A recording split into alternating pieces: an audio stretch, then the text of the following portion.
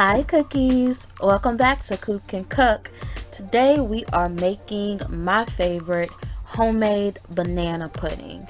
No jello mix, no condensed milk, we doing this from scratch, okay? It's super easy and you're gonna love it. So let's get started. Okay, starting off with a cup of sugar in a bowl. This is what I do. Y'all know I'm the lazy cook. So instead of getting a double broiler out or tempering eggs and all that, I ain't got time for that. So I have 3 egg yolks that I'm adding to my sugar. And I also have some cornstarch.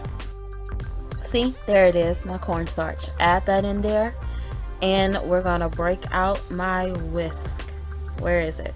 There it is. And we're going to mix this stuff up well. Make sure it's very well combined so we don't end up having scrambled egg pudding. Mix it up, boo. Okay, and this is the consistency we're looking for. Now that we've had everything mixed well, it should be like this crumbly texture. This is perfect. This is what we're looking for.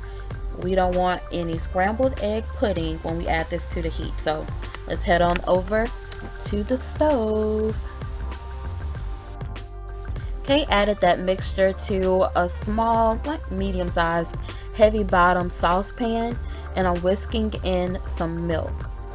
I'm adding in a little bit at a time, very slowly, and I'm continuing to mix. Do not stop whisking. That's important here. And I also have the heat set at a medium heat. Don't turn it up high. We don't want to scorch this stuff. We don't want to burn it because once it starts to heat up, it thickens fairly quickly. So I like to keep my heat a little low. I think it had it set on like 4 or 5 on the stove, but keep that heat low and continue to whisk so that as it heats, it doesn't cook that egg and we don't end up with scrambled egg pudding. That's not what we're making today. Okay, so I'm adding in some salted butter. If you don't have salted butter, you're using unsalted, just add a little pinch of salt. Always remember, sweets need salt. Alright, so now take a look at the texture of our pudding. I love how silky and smooth it is. You don't see any egg in there, so my little technique works. The lazy cook wins again. But just take your time with this. Don't rush it. It doesn't take extremely long, but it does take some time. And you can tell when it starts to thicken. You can feel it with your spoon that it's thickening. And as soon as you feel it thicken, you can go ahead and turn that heat off, because it's going to thicken as it cools, and it's also going to thicken in the refrigerator. Alright, so now I'm adding a little bit of pure vanilla extract. And the star of this pudding, the Philadelphia cream cheese. Now there are a lot of generic brands of cream cheese, but this is my favorite. It's just a different flavor in my opinion, but I've cubed it and I'm going to add it in. I did take my mixer and mix it, but the pudding's warm enough. I just like a smooth texture, so I use my mixer, but you don't have to. You can just stir it in and let it melt. Now just remove it from your stove and let it cool for about 20 minutes. And let's get to assembling this. Almost done. Okay, I have sliced my bananas. I sliced mine extremely thin, like as thin as I can possibly get them. I don't like when the pudding sits in the refrigerator for hours. The bananas tend to get kind of brown and nasty, so I like to get them as thin as possible. And I add lemon juice. That's the key to keep them from getting all brown and disgusting looking.